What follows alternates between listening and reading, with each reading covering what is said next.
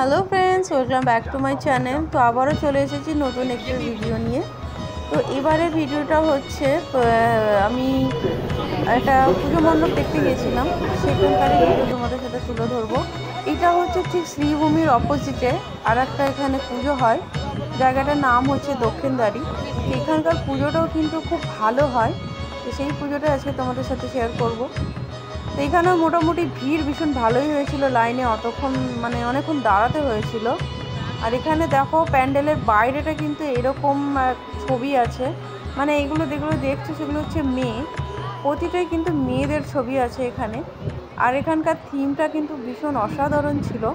ভেতরে ঢুকে গিয়ে বুঝতে পারলাম যে থিমটা আমার সত্যি খুব ভালো লেগেছে। চারিদিকে দেখো এখানে কিছু মেয়ের ছবি আছে, বিভিন্ন রকম মুখ আছে, তারা কিছু নিয়ে একটা প্রতিবাদ করছে। তো সেটা কী নিয়ে সেটাই তোমাদেরকে বলবো। এখানকার থিম হলো দহন। দহন মানে জ্বলন্ত বা জ্বলে যাওয়া, একটি অসাধারণ থিম। ভাবনীয় যে এটা করেছে সে সত্যিই অসাধারণ। এরকম যে একটা থিম হবে সত্যি ভাবা যায় না। তো চলো তোমাদের ভেতরটা গিয়ে দেখাই। তো ভেতরটা তো তোমরা দেখতেই পাচ্ছ। আর এদিকে দেখো মাটির পুতুল, এই যে মাটির পুতুলগুলো দেখছো সেগুলোও কিন্তু মেয়ে, সবগুলোর মূর্তি কিন্তু মেয়ে।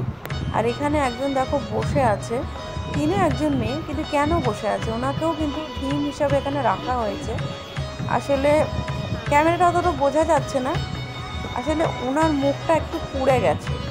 আমাদের সমাজে যে বিভিন্ন অনেক যে মেয়েরা থাকে, তারা অনেক কারণে তাদের মুখ পুড়ে যায়, শরীর পুড়ে যায়, সেটা কোনো অ্যাসিড অ্যাটাক হোক বা কোনো দুর্ঘটনা হোক, যাই হোক না কেন, সমাজে তাদের কিভাবে দেখে, তারা সমাজের কাছে একটা তুচ্ছ জিনিস হয়ে থাকে, তাদের অতটা কেউ গুরুত্ব দেয় না, তাদের কোনো মূল্যই থাকে না।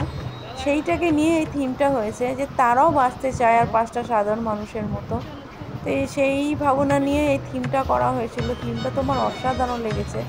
আর যে মাটির পুতুলগুলো ভেঙে পড়ে রয়েছে, এইটা বোঝানোর উদ্দেশ্য হচ্ছে যে এই ধরনের মেয়েরা সমাজে ঠিক এইভাবেই পড়ে থাকে, তাদের কথা কেউ ভাবেও না, তাদের সঙ্গে কেউ বিয়েও করে না, বা তারা মাথা উঁচু করে দাঁড়াতে পারে না। তাদের চাকরি ক্ষেত্রে বলো, বিভিন্ন জায়গায় বলো, অনেক বাধার বিপত্তির মধ্যে পড়তে হয়। তো সেই ভাবনাটা নিয়ে এই থিমটা হয়েছিল। তো থিমটা তো আমার ভীষণ ভালো লেগেছে। তো তোমাদের কেমন লেগেছে তোমরা কিন্তু অবশ্যই কমেন্ট করে জানাবে। আশা করি তোমাদের ভিডিওটা ভালো লেগেছে। আর এইরকমই আমি আরও তোমাদের সাথে ভালো ভালো ভিডিও শেয়ার করব। আজকের মতন ভিডিওটা এইখানেই শেষ করছি।